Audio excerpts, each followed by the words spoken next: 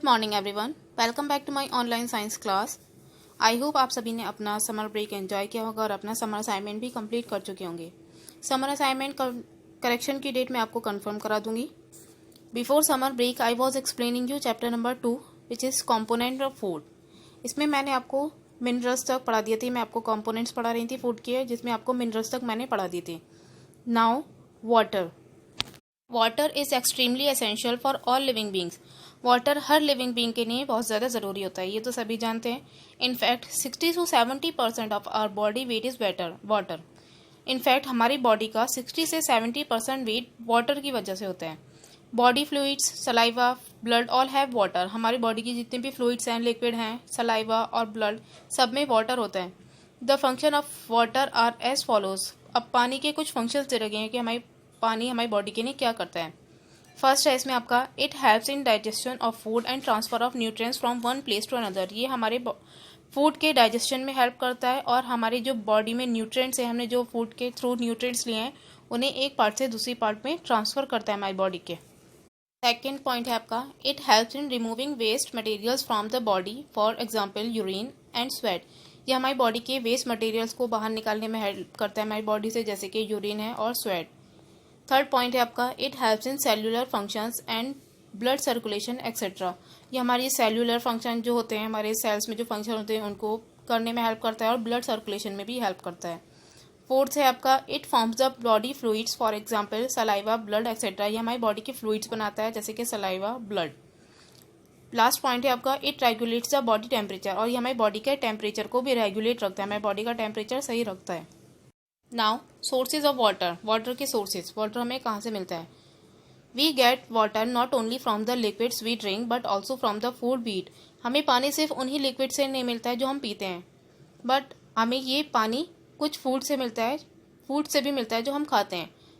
Milk, vegetables, fruits, juices are good sources of water. Milk, जितने भी vegetables हैं, fruits हैं, जूसेज हैं, ये अच्छे सोर्सेज हैं वाटर के।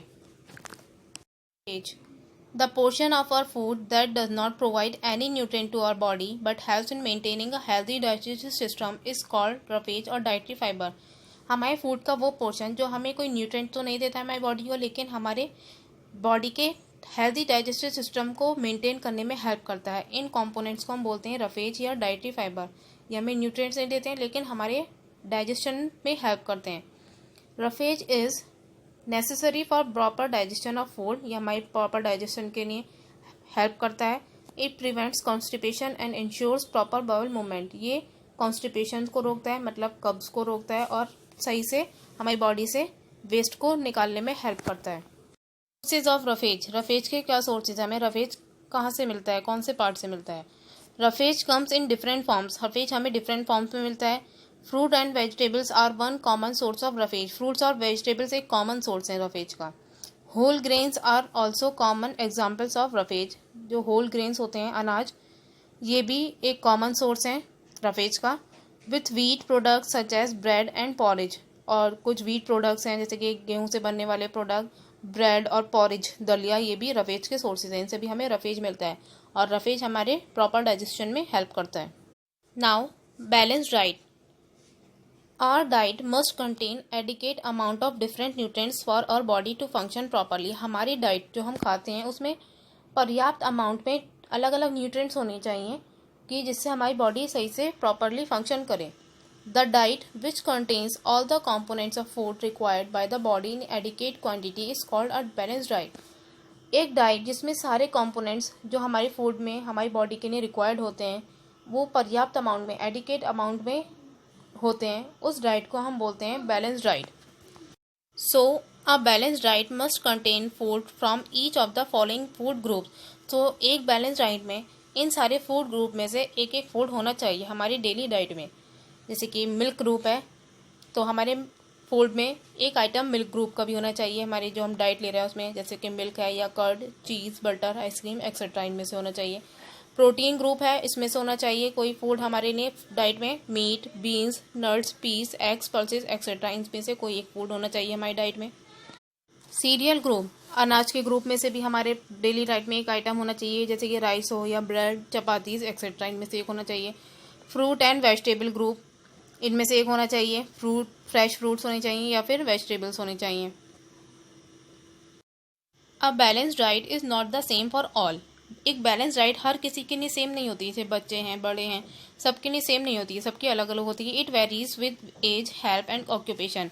ये अलग अलग होती है एज के हिसाब से, हेल्थ के हिसाब से और ऑक्यूपेशन मतलब जो जो काम करता है उसके हिसाब से। For example, a growing child needs more proteins than a grown up man to develop body tissues needed for growth. जो एक बढ़ता हुआ बच्चा होता है उसको ज़्यादा प्रोटीन की नीड होती है compare to grown up man, कि एक बड़े आदमी के कंपेयर में एक जो बढ़ता हुआ बच्चा होता है उसको ज़्यादा प्रोटीन की ज़रूरत होती है अपनी बॉडी की ग्रोथ के लिए। सेकंड है आपका, अ pregnant women needs more proteins in her diet for building the body of the developing baby. एक प्रेग्नेंट वुमेन जो होती है उसको अपनी जो डेवलपिंग बेबी है उसके डेवलपमेंट के लिए प्रोटीन की ज़्यादा ज़रूरत होती है, उसकी डाइट में प्रोटीन ज़्यादा होना चाहिए। और लास्ट है आपका, labourers, athletes and rickshaw pullers need more carbohydrates to obtain more energy to do hard physical work. जो लेबरर्स होते हैं, मजदूर, एथलीट्स होते हैं और रिक्शा पुलर, रिक्शा चलाने वाले होते हैं, तो इनको ज़्यादा कार्बोहाइड्रेट्स की नीड होती है क्योंकि इन्हें ज़्यादा फिजिकल वर्क करना होता है, बहुत ज़्यादा मेहनत का काम होता है, तो इन्हें ज़्यादा एनर्जी मिले इसलिए इन्हें अपने डाइट में कार्बोहाइड्रेट्स की ज़्यादा नीड होती है। Now effect of cooking on nutrients. अब आपका टॉपिक है कुकिंग से हमारे फूड के न्यूट्रिएंट्स पर क्या इफेक्ट पड़ता है। Selecting and eating the right kind of food is not enough. अच्छे तरीके का फूड सिलेक्ट करना और खाना ये काफ़ी नहीं होता है। It should be cooked properly, ये सही से पका हुआ होना चाहिए। Cooking improves the taste of food and makes it easily digestible. Cooking से हमारा फूड का टेस्ट इम्प्रूव हो जाता है और हम इसे आसानी से डाइजेस्ट कर लेते हैं। At the same time cooking results in loss of certain nutrients. और इसी के साथ साथ कुकिंग से हमारे फूड के कुछ न्यूट्रिएंट्स भी लॉस हो जाते हैं, खत्म हो जाते हैं। For example, vitamin C gets easily destroyed by heat during cooking. जैसे कि एक एग्जाम्पल देखिए आप, विटामिन सी हीट से ड्यूरिंग कुकिंग, जब हम कुक करते हैं तो उससे हीट से विटामिन सी आसानी से डिस्ट्रॉय हो जाता है। It is therefore advise to include fruits and raw vegetables in our diet.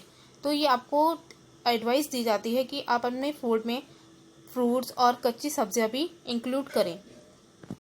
In case of rice, it is a common practice to use excess water during cooking and then throw off the excess water. This results in loss of nutrients.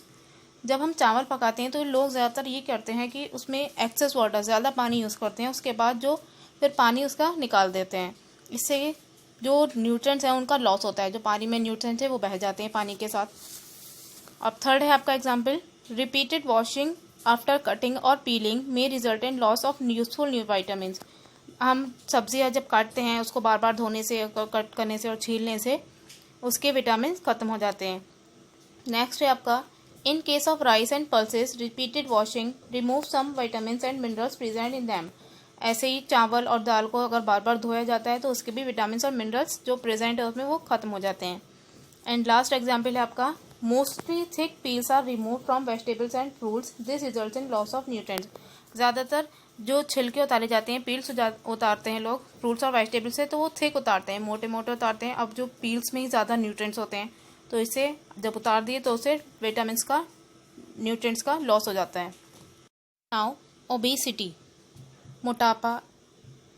What will happen if you eat axis quantity of food. क्या होगा अगर आप बहुत ज़्यादा quantity में food खाएंगे।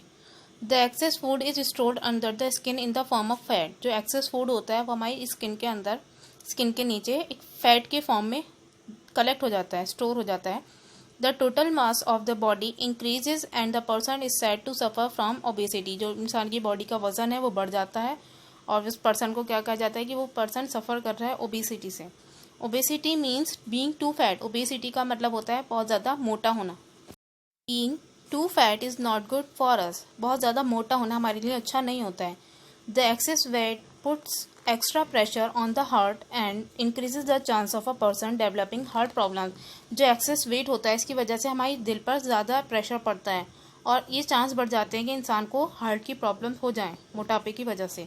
This access fat also causes the problem of high cholesterol and slows down the flow of blood. इस access fat से इंसान को हाई कोलेस्ट्रॉल की प्रॉब्लम भी हो जाती है, ज़्यादा मोटापा, ज़्यादा फैट जमा हो जाता है और उसके ब्लड फ्लो पर भी असर पड़ता है, इसका खून का बहाव भी कम हो जाता है, हल्का हो जाता है।